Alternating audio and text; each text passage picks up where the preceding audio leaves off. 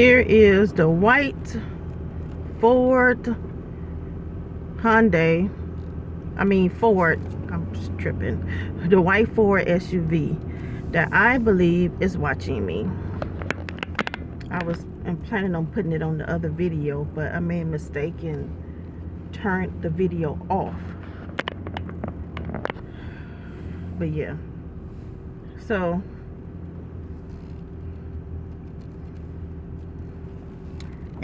I've been trying to pay attention to like the days off, because you know when somebody is watching you for a police department, they gotta have days off, right?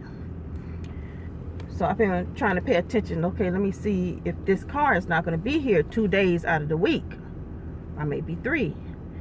And last week the white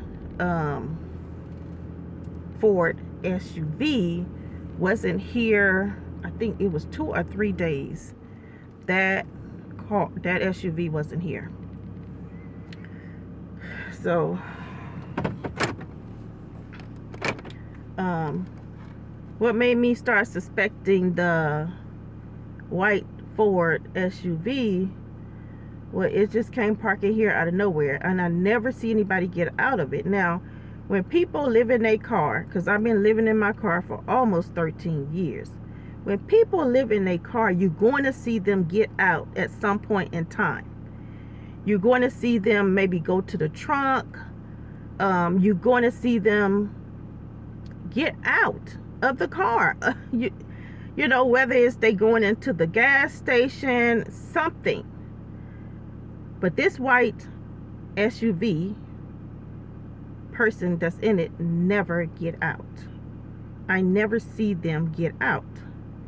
Along with the silver Hyundai, I never see the person get out, which is strange and unusual to me, that the person is always in the car and you never see them get out of the car. That's not normal, you know. So I know they're not regular people that actually live in a car, because anybody that live in your car, you know that you're going to get out your car at some point, whether it's to get something in the back seat, whether it's to go to the trunk, to go into the store, you know, you might have to use the restroom, anything. But these two vehicles, never see them get out. So, you know, people that don't actually live in a car, they wouldn't know that. You know what I'm saying? So they wouldn't know that I notice, I can tell if someone actually lives in a car or not. So that's why I think it's these two cars that's watching me. Because when it's other people here that live in a car too. There's a RV, and they have a car that they park right next to them. There's a man in a black little van.